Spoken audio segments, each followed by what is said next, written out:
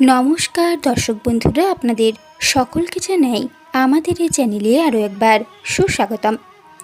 বন্ধুরা, আজ আমরা এই ভিডিওর মাধ্যমে এবছরের শেষতম একাদশী, যে একাদশী পাপমোচনী একাদশী নামে পরিচিত, সেই একাদশী এবছর কবে পড়ছে, একাদশীর দিনক্ষণ বা সময়সূচি কী রয়েছে, এছাড়াও এই একাদশী উপবাসের আচার বা নিয়ম কী এবং এই একাদশী ব্রতকথা সম্পর্কে জানব। আশা করছি আজকের এই তথ্য আপনাদের ভালো লাগবে। বন্ধুরা, হোলিকা দহন এবং চৈত্র নবরাত্রির মধ্যে যে একাদশী পড়ে তাকে পাপমোচনী একাদশী বলা হয়। এই একাদশীকে বছরের 24টি একাদশীর মধ্যে শেষ একাদশী বলে গণ্য করা হয়। উত্তর ভারতীয় হিন্দু ক্যালেন্ডার অনুসারে চৈত্র মাসের অস্তমিত চাঁদের 11তম দিনটি পাপমোচনী একাদশী হিসেবে পালিত হয়। এটি দক্ষিণ ভারতীয় ক্যালেন্ডার অনুসারে ফাল্গুন মাসের কৃষ্ণপক্ষে পালিত হয়, তবে এটি উভয় ক্যালেন্ডারে একই দিনে পড়ে।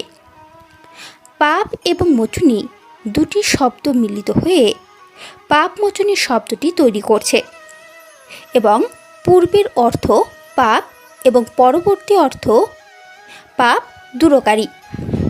পাপমোচনী একাদশীর উপবাসের পালন করা অত্যন্তই শুভ বলে মনে করা হয় এবং যারা এটি অনুসরণ করেন তাদের সমস্ত পাপ ক্ষমা করা হয়।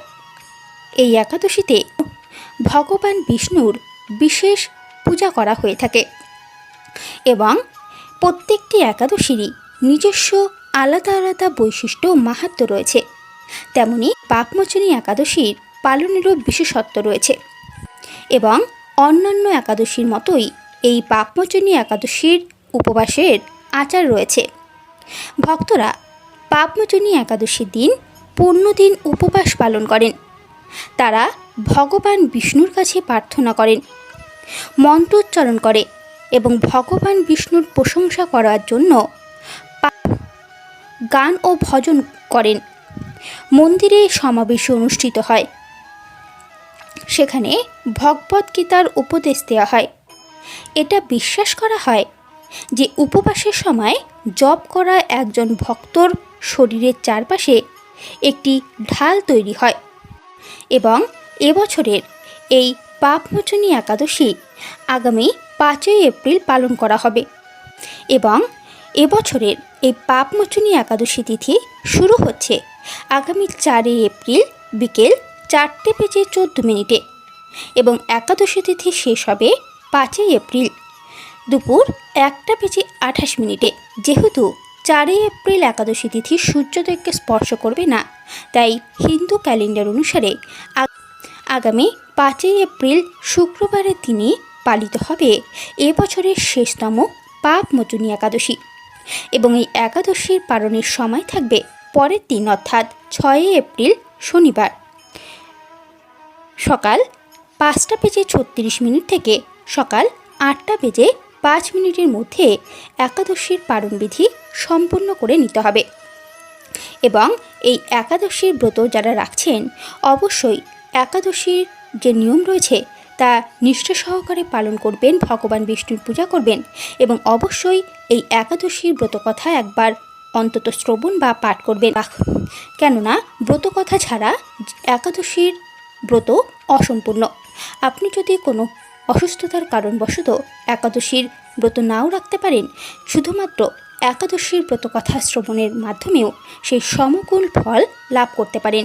তাই একবার হলেও এই পাপমোচনী একাদশীর ব্রতকথা শ্রবণ করবেন, কেননা এই একাদশী পূর্বজন্মের সমস্ত পাপ খরণকারী একাদশী। অন্তত একটিবার এই একাদশীর ব্রতকথা শ্রবণ করা আমাদের প্রত্যেকেরই জরুরি। চলুন এবার এই একাদশীর ব্রতকথা শ্রবণ করা যাক। ভগবান কৃষ্ণ এবং রাজা যুধিষ্ঠিরের মধ্যে কথোপকথন হিসেবে ভবিষ্য উত্তর পুরাণে এই পাপমোচনী একাদশীর কথা বর্ণিত হয়েছে। কাহিনী অনুসারে মেধবী নামে একজন ঋষি ছিলেন। যিনি ভগবান শিবের একজন বড় ভক্ত ছিলেন। এই ঋষি চৈত্ররথের বনে তপস্যা করতেন, যা সুন্দর ও সুগন্ধি ফুলে পরিপূর্ণ ছিল। ভগবান ইন্দ্র ও অপ্সরা ঘন ঘন বনে যেতেন। অপ্সরারা তরুণী মেধাবীকে বিভ্রান্ত করবার জন্য বহুবার চেষ্টাও করেছিলেন, কিন্তু তাতে তারা কখনোই সফল হয়নি। মঞ্জু ঘোষ নামে এক অপ্সরা এই ঋষিকে বিভ্রান্ত করবার জন্য বিভিন্ন উপায়ে চেষ্টা করেছিলেন, কিন্তু তার তপস্যা শক্তির কারণে তিনি তার কাছাকাছিও আসতে পারেনি। অবশেষে মঞ্জু ঘোষা ঋষির কাছ থেকে কয়েক মাইল দূর একটি তাঁবু তৈরি করার সিদ্ধান্ত নেন এবং তারপর গান গাইতে শুরু করেন, যা কামদেবকে উত্তেজিত করে তোলে। যতবারই মঞ্জু ঘোষা ঋষির তরুণ ও আকর্ষণীয় দেহের দিকে তাকাতেন, ততবারই কামাশক্তিতে অস্থির হয়ে পড়তেন। অবশেষে মনু ঘোষা মেধাবীর কাছাকাছি পৌঁছাতে সক্ষম হন এবং তাকে আলিঙ্গন করেন, যা ঋষির তপস্যা ভেঙে দেয়। এরপর ঋষি মঞ্জু ঘোষা মোহনায় নিজেকে সম্পূর্ণ হারিয়ে ফেলেন এবং আটকা পড়েন। তিনি সঙ্গে সঙ্গে তার পবিত্রতা হারিয়ে ফেলেন, এমনকি দিন রাতের পার্থক্যও ভুলে গেলেন। মেধাবী 57 বছর ধরে ঋষিকে তার আকর্ষণে আটকে রেখেছিলেন। তারপরে তিনি তার প্রতি আগ্রহ হারিয়ে ফেলেন এবং চলে যাওয়ার সিদ্ধান্ত নেন। যখন তিনি মেধাবীকে তার চলে যাওয়ার ইচ্ছার কথা বললেন, তখনই ঋষি তার জ্ঞান ফিরে পেলেন এবং বুঝতে পারলেন কিভাবে অপ্সরা তাকে 57 বছর ধরে আটকে রেখেছিল। এতে মেধাবী রাগান্বিত হয়ে মঞ্জু ঘোষাকে কুৎসিত নারীতে রূপান্তরিত করার অভিশাপ দেন। ক্রুদ্ধ হয়ে ঋষি অপ্সরাকে কুৎসিত ডাইনি হওয়ার অভিশাপ দেন। খুব দুঃখ পেয়ে মেধাবী তার বাবা ঋষি চাবনের আশ্রমে ফিরে যান এবং পুরো পাপমোচনী একাদশী কথা শোনেন। ঋষি চাবন মেধাবী এবং মঞ্জু ঘোষা উভয়কেই পাপমোচনী একাদশীর ব্রত পালন করতে বলেন এবং ভগবান বিষ্ণুর কাছে পূর্ণ ভক্তি সহকারে প্রার্থনা করতে বলেছিলেন। ফলস্বরূপ তারা তাদের পাপ থেকে শুদ্ধ হয়েছিলেন। তাই আমাদের সকলেরই যে কোনো রকমের পাপ থেকে মুক্তি পেতে, বিশেষ করে পূর্বজন্মের পাপ থেকে মুক্তি পাওয়ার জন্য অবশ্যই এই পাপমোচনী একাদশীর ব্রতকথা শ্রবণ করা উচিত এবং ব্রত রাখা উচিত এবং ভগবান বিষ্ণুর পূজা করা উচিত। বন্ধুরা, আজকের মতো ভিডিওটি এখানেই শেষ করছি। নমস্কার, ধন্যবাদ, ভালো থাকবেন, সুস্থ থাকবেন। ওম নমো ভগবতে বাসুদেবায় নমঃ।